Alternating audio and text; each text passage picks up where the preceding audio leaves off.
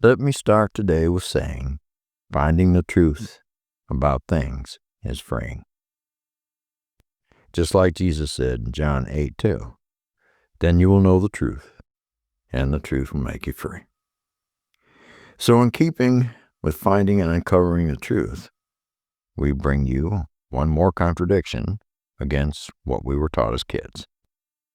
Of course, you know we're speaking about the English translated Bible. It is an erroneous belief that our Jesus was crucified on a cross. You know, I've often wondered what Jesus would think about seeing that device that inflicted so much pain on him and being worn around our necks. But do you think he would realize the wearer was trying to honor and represent him? The teaching about the cross has given rise to superstitious practices without scriptural justification. According to the scriptures, the instrument that Jesus was hanged from in the Gospels is sometimes termed cross, but in fact the Greek word used seemed to indicate a tree or a piece of wood. And many now say to venerate the cross is adulterous. However, today the cross is an object of worship in the circles of many who profess to be Christians. It is believed by some that the cross is effective against poison, witchcraft, and so on, and there are those who make the sign of the cross on their person. Now, in some church buildings, it occupies an important place. It is carried high during certain religious processions. If you die, it is engraved on your tombstones.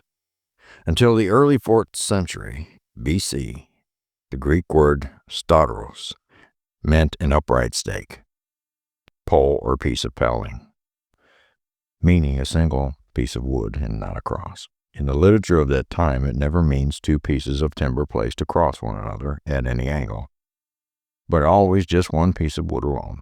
Many considered that the cross, the Greek word stauros, was in original sense was literally an upright pale or stake and had no crossbar, and that the traditional picture of Jesus on a cross or the crossbar is incorrect. In his 1871 study of the history of the cross, Episcopal preacher Henry Dana Ward accepted as the only form of a gibbet on which Jesus died, a pole, a strong stake, or a wooden post.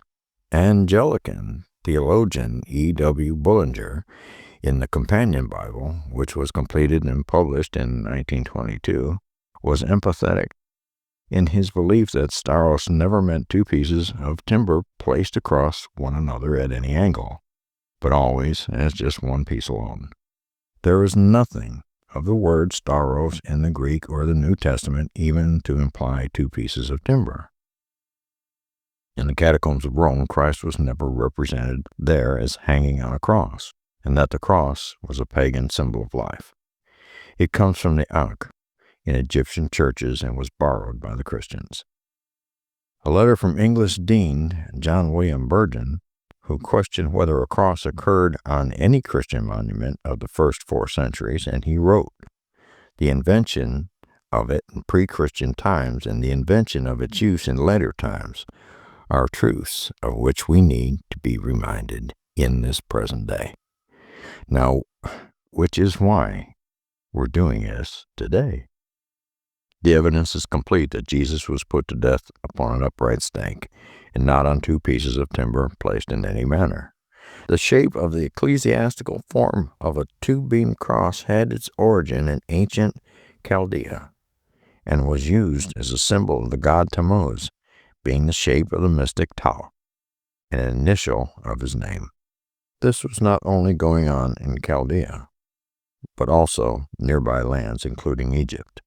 3rd century churches, which by then had departed from certain doctrines of the Christian faith, accepted pagans into the faith to increase their prestige, allowed them to retain their pagan signs and symbols. Hence, the Tau, or the T, in its most frequent form, with the crosspiece lowered, was adopted to stand for the cross of Jesus.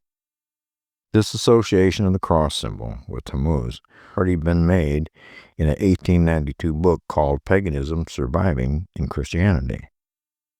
The actual cross that Christ was crucified on is said to have been found by Helena, mother of Constantine, in AD 326. After much searching and digging around the hill of Calvary, 3 crosses were discovered. The story goes 2 of them were placed near a sick man, and nothing happened. Immediately, however, when the 3rd cross was brought near to him, he recovered from his illness and was at once restored to health. So, according to this pious tradition, the true cross discovered. The cross was brought to Rome, and a practice then arose of sending portions of it to important parts of the church and to important personages. Historically, no story can be of more doubtful truth than that of the so-called finding of the cross. The American People's Encyclopedia has this to say: the tradition of the invention of the Holy Cross by Helena conflicts with a still older tradition. According to the true cross, was found during the reign of Tiberius. In an attempt during the 19th century to reconcile the 2 legends, by terming Helena's discovery a rediscovery, was unconvincing to most scholars. Taken on the surface, the story in the Gospels would mean that Christ was crucified on a cross, but getting below the surface, the weight of the scriptural evidence is found to be in favor of the fact that he was hanged on a tree.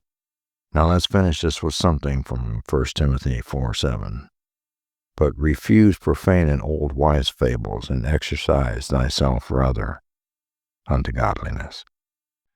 Thanks for watching this and all our videos. Please like, share, and subscribe.